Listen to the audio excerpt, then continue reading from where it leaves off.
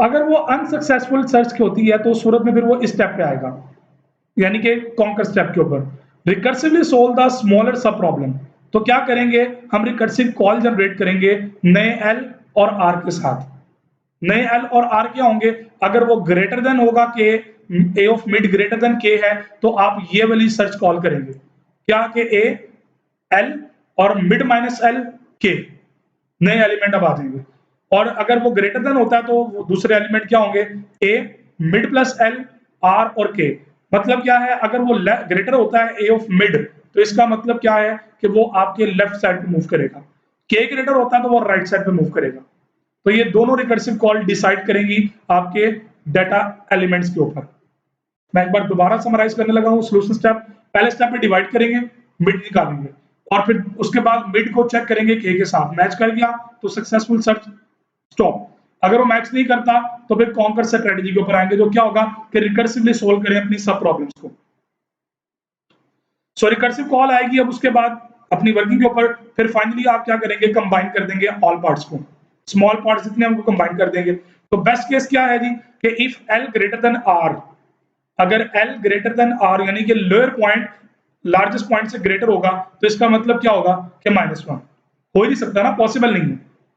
देखो ना, लोअर 0 से स्टार्ट हुआ और आर जो है वो हाईएस्ट नंबर है। हाईएस्ट नंबर आपका क्या है, फॉर एग्जांपल अगर 10 एलिमेंट है तो 10 है, तो एल कभी भी आर से ग्रेटर नहीं हो सकता। अगर ग्रेटर हो जाएगा इसका मतलब क्या है कि वो ओवरलैप कर गए। So this is the case of an unsuccessful search, यानी कि वहां पे नहीं मिला। तो रिकर्सिवली इस सोल्यूशन के अंदर वो वर्कआउट करेगा। एक बार दोबारा दिखा रहा हूं पूरा solution, divide, conquer, finally combine. और बेस्ट केस मैंने बता दिया वो क्या है, कि जब एल ग्रेटर देन आर हो जाएगा तो इसका मतलब क्या, अनसक्सेसफुल सर्च हुई। एग्जाम्पल यहाँ पे बेकायदा हम कोट कर लेते हैं। देखिए जी, given a sorted array A of size N, you need to find if K is present or not. Okay, so sample data आपके पास क्या है, एन एल कितने एलिमेंट आपके पास है, काउंट कर लें, 8 एलिमेंट है, ठीक है, 9 टोटल एलिमेंट है, 0 to 9, ठीक है। के इज इक्वल टू 20 है, क्योंकि 20 को हमने फाइंड आउट करना है, हमारा टारगेटेड जो एलिमेंट है वो 20 है। एल 0 से स्टार्ट हो रहा है, ठीक है, आपने देखा जी 0 से स्टार्ट किया, ठीक है, तो ये आपका जो है वो स्टार्टिंग पॉइंट एल है। और आर क्या है जी, जो आपका एंडिंग पॉइंट इंडेक्स है वो 8 है। सो 0 और 8 ये एल और आर के साथ आपकी जो है वो हम अरे को लेके बाइनरी सर्च स्टार्ट करते हैं। तो पहले स्टेप पे क्या करना है जी, calculate the middle index of the array. अब अरे का मिडिल इंडेक्स क्या होगा, L plus R divided by 2, तो 0 प्लस 8 डिवाइडेड बाई 2 4 आता है, तो मिडिल वैल्यू 4 है। इसका मतलब क्या है कि ये 25 जो एलिमेंट है ना, एक्चुअली ये मिड पॉइंट है। अब 4 चूंकि आपका ए ऑफ 4, अब मिडिल पॉइंट आप चेक करें, if A of mid equal equal के मैच करता है, तो देखें डेफिनेटली ए ऑफ मिड 25 है, और ए ऑफ मिड ए ऑफ 4 यानी कि 25 है, तो कि कभी भी के इक्विवेलेंट नहीं हो सकता, के 20 है, इक्वल नहीं है, तो ये अनसक्सेसफुल सर्च है। तो अब हम क्या करेंगे, अब हमने डिसाइड करना है अपने अगले पोर्शन को, कि क्या वो मिड के से ग्रेटर है या लेस है। तो चेक करें जरा, ए ऑफ मिड क्या है 25, क्या 25 20 से ग्रेटर है या लेस है, ग्रेटर है। तो ग्रेटर वाले पोर्शन की अगर हम बात करें तो इसका मतलब क्या है कि ए ऑफ 4 ग्रेटर देन 20 या ए ऑफ 4 लेस देन 20, इन दोनों में से कोई एक एलिमेंट सर्च करेगा। अगर वो पहले वाले केस को सर्च करेगा तो नए एलिमेंट्स ये होंगे, अगर वो इस वाले केस पे जाता तो नए एलिमेंट ये होंगे। कैसे होंगे जी, मिड माइनस एल तो मिड माइनस 0, ठीक है, इसी तरह मिड प्लस एल तो मिड प्लस 0, ठीक है। तो जिसके मुताबिक वो आगे शिफ्ट करेगा, उसने लेफ्ट जाना है राइट जाना है, वो इन दोनों सूरतों के अंदर सर्च आउट कर देगा। ओके जी, हमारे वाले केस के अंदर कौन सी कंडीशन वैलिड है, देखिए जरा, 25 ग्रेटर देन 20 या 25 लेस देन 20, तो डेफिनेटली पहले वाला केस जो है वो वैलिड है, तो ये हमारा वैलिड केस है। तो वैलिड केस के अंदर नए एलिमेंट आ गए, तो नए एलिमेंट कौन कौन से हुए, अब आपकी जो लिस्ट है वो शॉर्ट हो गई। अब लिस्ट शॉर्ट होने का मतलब क्या है, कि अब आपके पास जो नए लिस्ट के एलिमेंट बनेंगे वो क्या बनेंगे, कि अब आपकी रिकर्सिव कॉल जानी है नए एलिमेंट के लिए 0 4 20 की, 20 चूंकि हमने सर्च करना और 0 4, तो 0 से 4 तक। अब ये नई लिस्ट आपके सामने आ चुकी है। फिर दोबारा इसका मिडल फाइंड करें, जब मिड फाइंड किया तो 2 आया, तो 2 पे ए ऑफ 2 पे 17 है। फिर दोबारा मिड से चेक करें, मैच करता है, तो डेफिनेटली नॉट इक्वल है, 17 इज नॉट इक्वल टू 20, 17 आपका 20 के इक्विवेलेंट नहीं है। तो इसका मतलब क्या हुआ, कंडीशन हमारी फॉल्स हो गई। अब फिर वही दो केस, इनमें से कौन सा केस ग्रेटर है या लेस है? तो चेक करते हैं जरा, ए ऑफ 2 हमारा ग्रेटर देन 20 है या लेस देन 20 है। अगर ग्रेटर देन होगा तो नई वैल्यूज क्या होंगी, अगर लेस देन होगा तो नई वैल्यूज क्या होंगी, दोनों यहां पे मैंने मेंशन कर दी हुई है। अब हमारे वाले केस में क्या है जी, ए ऑफ 2 पे 17 है, तो 17 ग्रेटर देन 20 कंडीशन वैलिड नहीं है। 17 लेस देन 20 ये कंडीशन वैलिड है। तो हमारी चूंकि नीचे वाली कंडीशन वैलिड हुई, तो नए एलिमेंट अब क्या हुए, 2, 4 और 20। चूंकि 20 हमने सर्च करना है, एल हमारा 2 है और आर हमारा 4 है।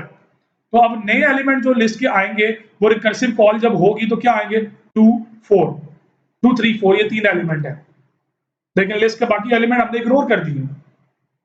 फिर दोबारा मिड फाइंड करेंगे, L plus R divided by 2, 2 plus 4 6 divided by 2 3। तो मिडल वैल्यू क्या आ गई, 3। अब comparison, a of mid equal k, yes, a of mid that is 3, a of 3 is equal to 20। अगर आप देखें तो ये a ऑफ मिड जो है वो 3 है, मिड 3 है, तो a ऑफ 3 पे क्या पड़ा, 20।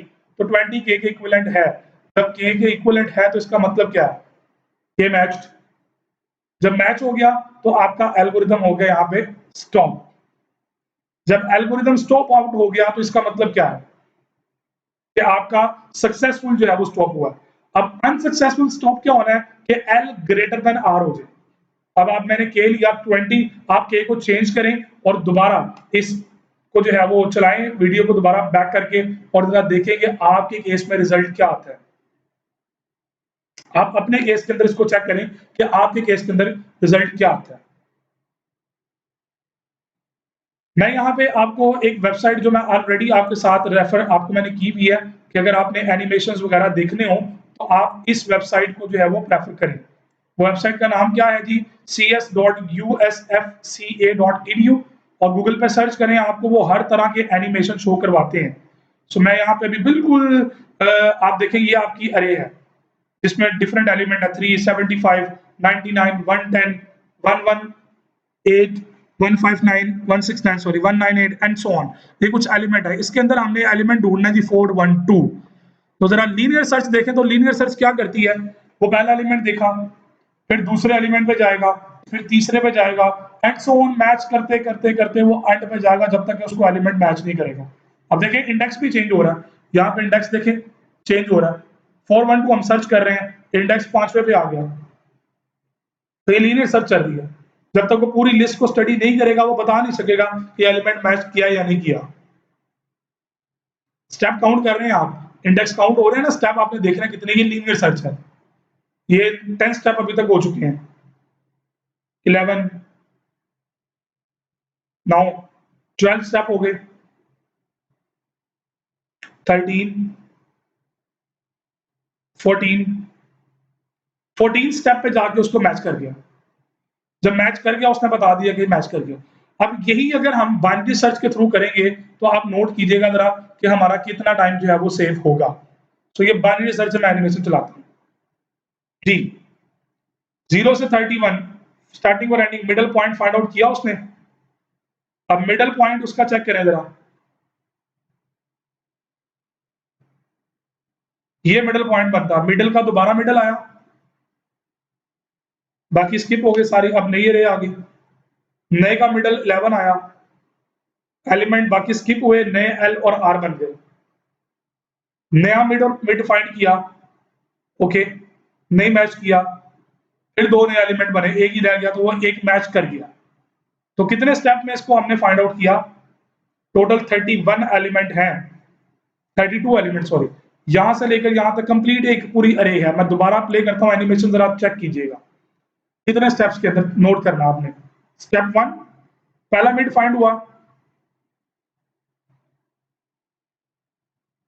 ओके, अब दूसरा मिड फाइंड आउट होगा, ये सेकंड मिड फाइंड हुआ,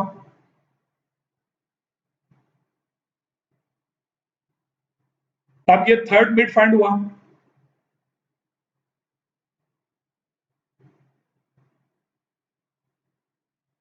ये फोर्थ वन मिड फाइंड हुआ, और फिफ्थ वन मिड पे उसको एलिमेंट मिल गया। 32 एलिमेंट में 5 सर्चिंग के बाद उसको एलिमेंट मिल गया, और यही लीनियर में 14th पे गया। So that is the difference between binary search and linear search.